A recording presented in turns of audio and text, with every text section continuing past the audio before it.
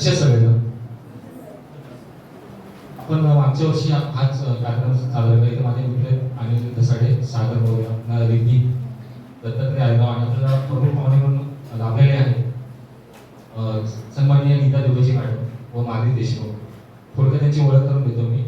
Madhavi Deshmukh madam ह्या मुलुंड सेवा संघामध्ये सोशल ऍक्टिव्हिटीज करत असतात.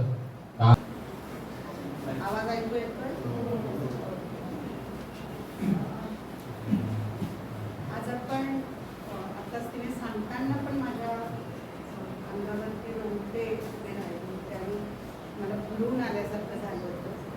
आपण श्रद्धांजली अर्पण करायला होत्या आणि आजची तरुण पिढी बिघडली आहे असं म्हणणाऱ्यांसाठी ही प्रचंड मोठी चपराक आहे. कारण आज सगळे तरुण मुलं आमच्या समोर बसलेले आहेत आणि त्यांना जाणीव आहे, रिअलायझेशन आहे की आपल्या देशाचे जवान किंवा देशातली सिस्टीम आपल्यासाठी काय करते आहे. संपूर्ण जग व्हॅलेंटाईन डे मनवत असताना अर्थात चांगल्या प्रेमाचं प्रतीक आहे. त्यावेळी आपल्या जवानांना जो दुर्दैविलास सहन करावा लागला तो आपण चिरंतन लक्षात ठेवू, त्यातनं शिकू, आपण आपल्या चुका दुरुस्त करू आणि पुढे जातो. ते सुद्धा युवा आहेत, तुमच्यापेक्षा थोडेसे मोठे असतील पण तेही युवा याच कॅटेगरीत मोडतात आणि अशा तरुणांसोबत राहायला मिळणं ही खूप छान गोष्ट आहे.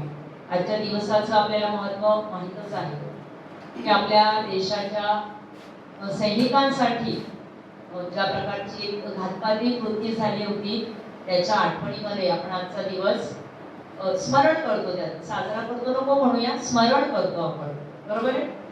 तर मग आपल्या देशातले सर्वच सैनिक अशा प्रकारे मॅडमने खूप छान प्रकारे तुम्हाला अनेक मुद्दे पडवून दिलेले आहेत की मग देशाचं रक्षण सैनिक करतात, बरोबर आहे, ते देशकार्य करतात, अगदी बरोबर. मग मी माझ्या देशासाठी काहीच करू शकणार नाही का? नक्कीच करू शकते. आणि हेच ते वय आहे की या वयामध्ये आपल्याला खूप काही करता येतं आणि हे आपल्याला प्रामुख्याने कोणी सांगितलंय? स्वामी विवेकानंद यांनी. स्वामी विवेकानंदांचा जन्मदिवस 12 जानेवारी आपण युवा दिन म्हणून साजरा करतो. का बरं?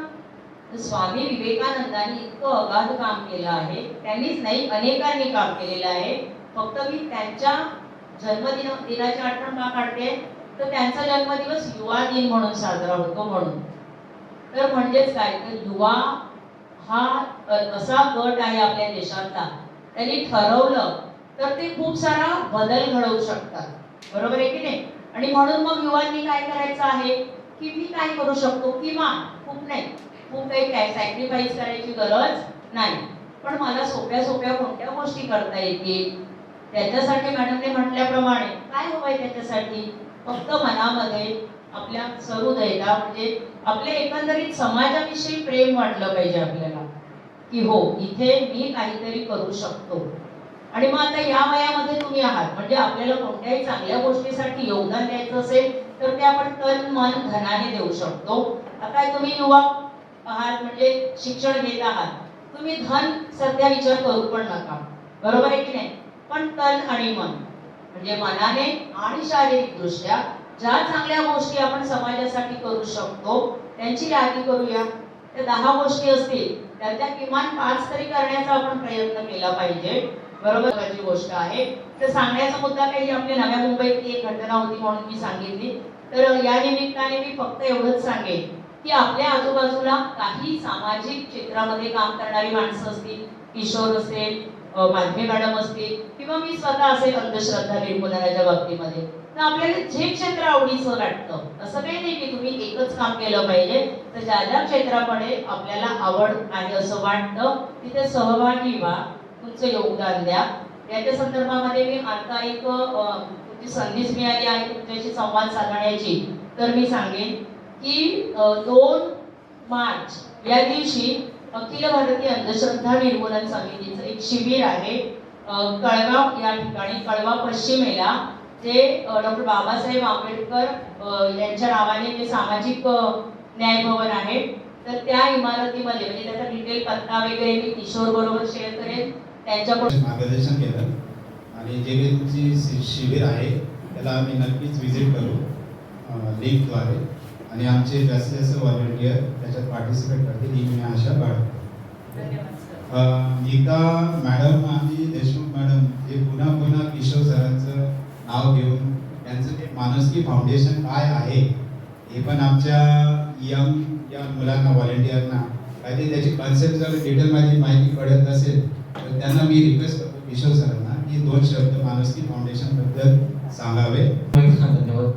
ॲक्च्युली माणुसकी फाउंडेशन म्हणजे हीच आपली टीम आहे.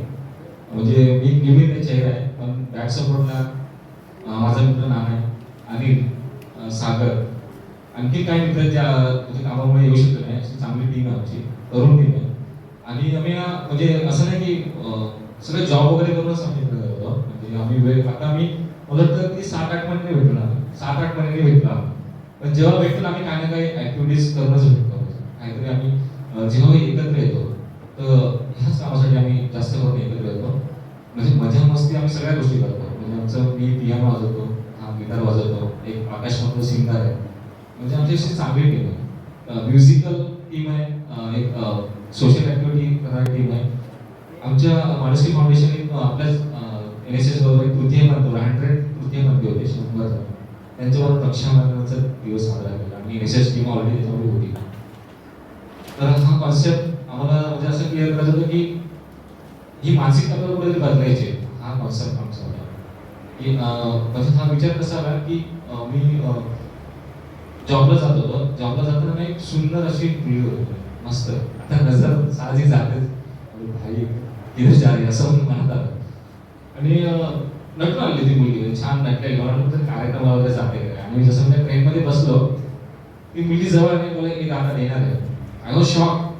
मला शॉक लागला की यार शी इज म्हणजे ती तृतीय मंत्री आहे.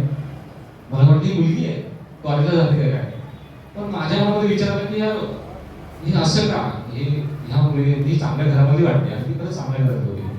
तिचं ते बघून वगैरे वाटत होतं मुली ही हे असं काय, हिला काय धर्मासाठी हात पसरावं लागतात, ही अशी मानसिकता काय. तर मग मी विचार केला सपोज जर हीच माझी जर कलिग असते तर काय असतं, काय सगळे टिंगल टवाळे केले असते, तिला कोणी एक्सेप्ट नसते केले. जर समजा हिने माझ्या एरियामध्ये दुकान टाकलं असतं तर मी माझ्या मुलाला पाठवलं असतं का दुकानामध्ये.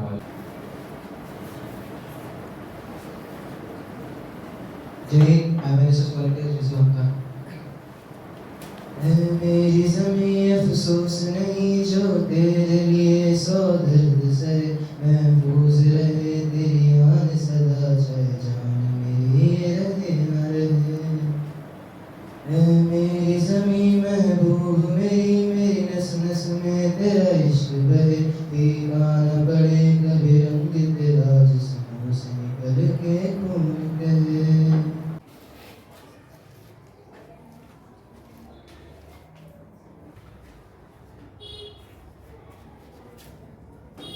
मी सगळ्यांना विनंती करतो उभं राहून 2 मिनिटं शांतपणे उभं राहायचं.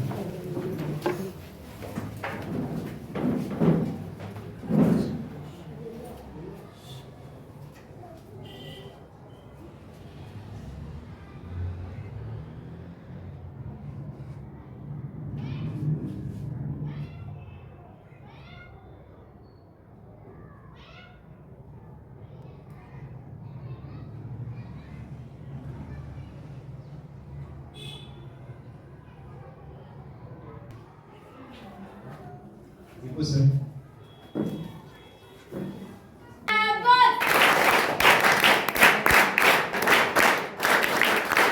To felicitate Sunita ma'am.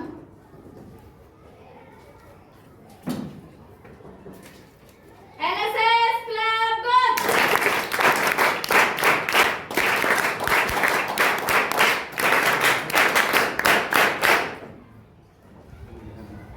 Now I would like to request Deola sir to felicitate Neetu ma'am. Neeta ma'am, sorry.